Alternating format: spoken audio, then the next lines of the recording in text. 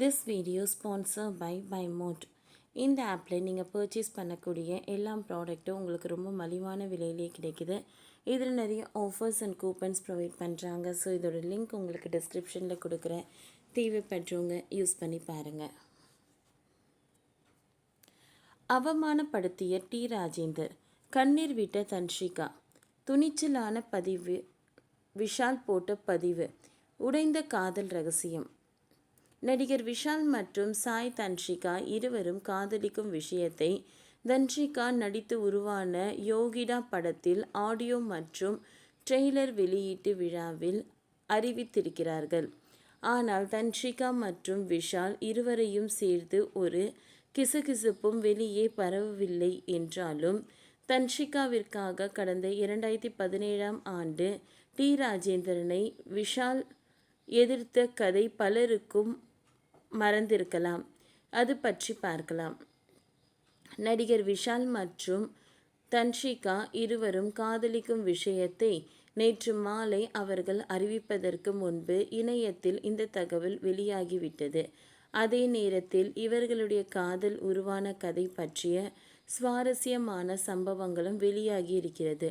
கடந்த 2017 ஆண்டு நடிகர் கிருஷ்ணா, நடிகர் விதார்த் முக்கிய கேரக்டர்களில் நடித்து விழித்திரு என்ற திரைப்படத்தின் இசை வெளியீட்டு விழா நடைபெற்றது.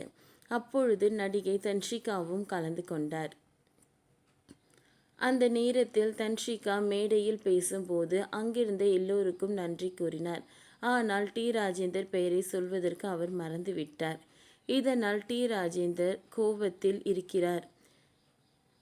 அவர் பேசும் நேரம் வரும்போது இது பற்றி சற்று கட்டமாகவே பேசியிருந்தார். தன்ஷிகா இப்பொழுது பெரிய படங்களில் நடிக்க தொடங்கிவிட்டார். அதனால் எங்களை எல்லாம் மறந்துவிட்டார். என்னதான் புகழ் உச்சத்துக்கு போனாலும் எல்லாரையும் மறக்கக்கூடாது என்று பேசியிருந்தார்.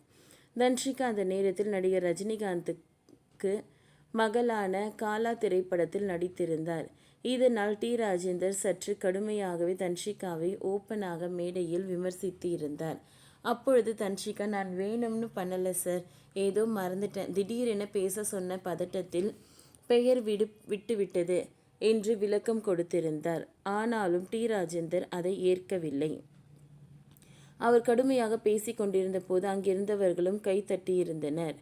தன்னை பற்றி நடிக்கும் செயல்களை எதிர்பார்க்காத தன்ஷிகா அந்த இடத்தில் கண்ணீர் விட்டுவிட்டார். பிறகு அதை மறைப்பதற்காக முயற்சிகளும் செய்திருந்தார். அதே நேரத்தில் அங்கிருந்த யாருமே தன்ஷிகாவிற்கு ஆதரவாக பேசவில்லை. அதுபோல எந்த நடிகர்களும் தன்ஷிகாவிற்கு சப்போர்ட் செய்து பேசவில்லை. ஆனால் இந்த வீடியோ ட்விட்டரில் ட்ரெண்டானதை தொடர்ந்து சில ரசிகர்களும் தன்ஷிகாவிற்கு சப்போர்ட் செய்து வந்தனர். அப்பொழுது நடிகர் விஷால் ஒரு நீண்ட பதிவு வெளியிட்டிருந்தார். விஷால் வெளியிட்ட பதிவில் தன்ஷிகா டி. ராஜேந்தரை பெயரை விட்டுப்படத்திற்கு மன்னிப்பு கேட்ட பிறகும் டி. ராஜேந்தர் தொடர்ந்து மேடையில் சொல்லி தன்ஷிகாவை குறிவைத்து குற்றம் சாட்டினார் என்பது இப்போதுதான் தெரிந்தது. இயக்குனர் T.R. பல திறமையான மூத்த நபர். மேடையில் இருப்பவர் ஒரு கூட்டத்தில் பேசும்போது பெயர்களை குறிப்பிட தவறுவது மிகவும் பொதுவானது. கடந்த சில மேடைகளில் அமர்ந்திருந்தவர்களின் சிலரில் பெயரை குறிப்பிட்டு நன்றி சொல்லவே நானும் மறந்துவிட்டேன். தன்ஷிகா தனது பெயரை குறிப்பிட்டு தவறியதை சுட்டிக்காட்டிய பிறகு தன்ஷிகா T.R. காலில் விழுந்து மன்னிப்பு கேட்டார்.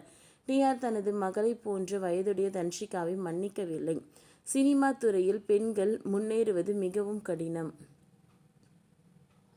தன்ஷிகாவை எனக்கு நன்றாக தெரியும். அவள் வேண்டும் என்று அப்படியெல்லாம் செய்திருக்க மாட்டாள் என்று தெரிந்தவர்களுக்கு நன்றாக தெரியும். தன்ஷிகா மன்னிப்பு கேட்டாலும் T.R. தவிர்த்திருக்கலாம்.